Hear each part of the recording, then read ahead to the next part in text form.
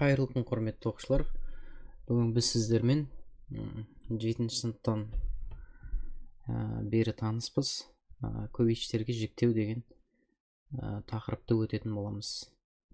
Мен түсіндірме мысалдармен болады. Рустюмова деген жинақ бар. Сол кітаптың түсіндірме есебінен мен осы мысалдарды алдым сіздерге.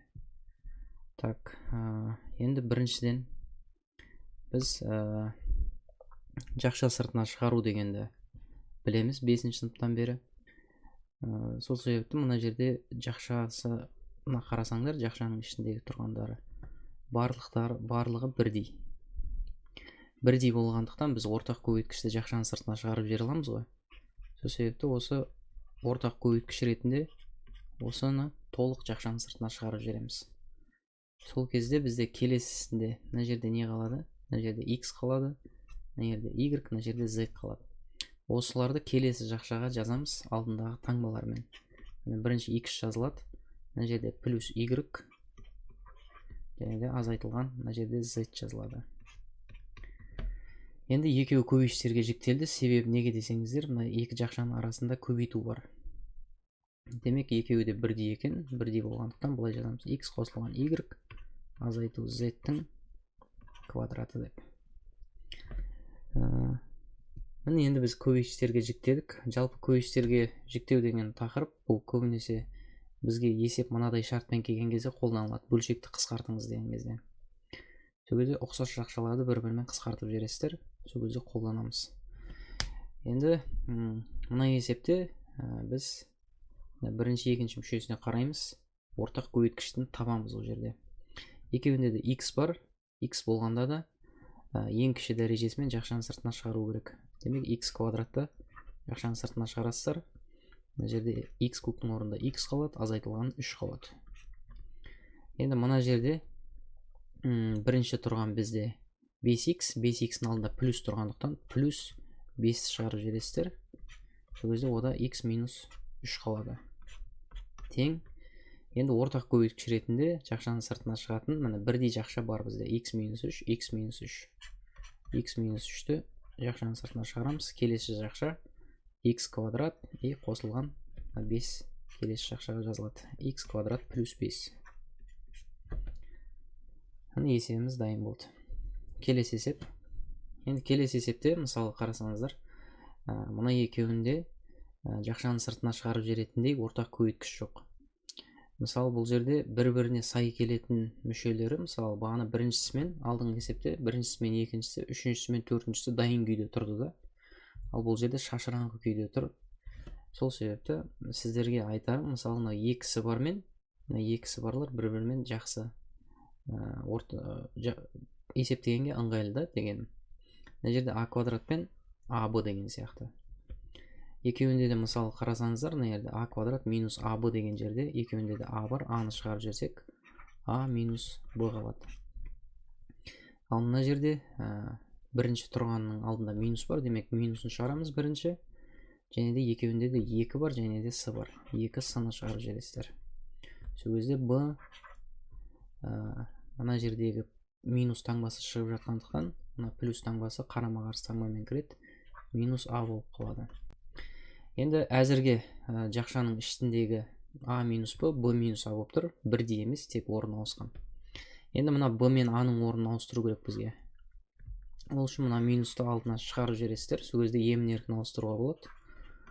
а минус б минус шығатын болса. Демек минус шығып алдындағы, 2-ның алдындағы минусты плюс қып тастайды. 2с а минус б болады. Енді байқап қарасаңыздар, бізде жақшаның іші бірдей а минус б болып тұр. Ол екеуін ортақ көбейткіш ретінде келесі жақшаға шығарып жібереміз.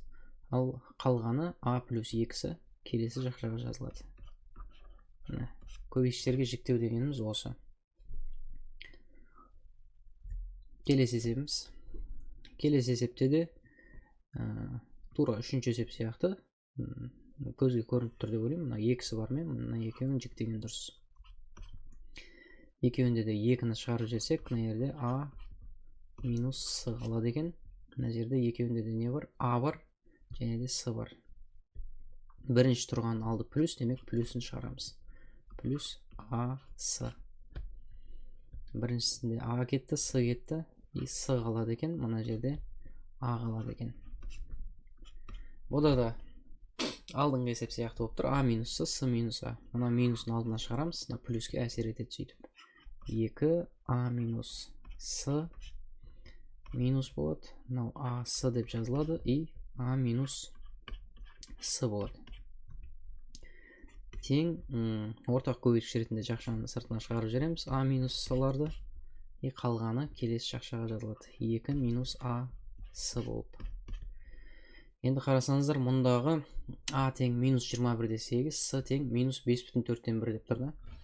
Мысалы 11-ші сынып оқушылары көп жағдайда тестте осындай есеп кездестіріп қалса, бірден барып есептің мысалына берілгеніне орнына қойып шығарып кете береді да есепті. Бірақ шығарып кете берсе жақсы ғой, ол ұзақ уақытты алып қояды біріншіден, және де дұрыс шығармауларыңыз да мүмкін. Есептің мысалы шартына үңілген дұрыс, ондай жағдайда сіздерге мынадай деп айтады: көбейткіштерге жіктеңіз, одан жіктеп есептеңіз деген шартты қояды бұндай есеп келетін болса. Себебі көбейткіштерге жіктегеннен кейін мынаны орнына қойсаңыздар, мына санды таза шығатыны түсінікті болады. Енді бір А бізде минус 21-де 8 екен, С бізде минус 5,4-тен 1, оны бұрыс бөлшекке айналдыра саламыз. 4-тен 21 бола салады, дұрыс па? 5-ке көбейтеміз, 1-ді қосамыз. Енді бірінші жақшада А минус С тұр, демек бұлайынан болады деген сөз. Минус 21-ден 8 азайту, мына жерде азайту бар, және де С-ның мәні өзі азайту болып тұр, екеуі плюс болып кетеді. Мынау 4-тен 21 болып кетеді екен. Не үшін плюс болғаны түсінікті деп ойлаймын. Келесі жақшада 2 тұр.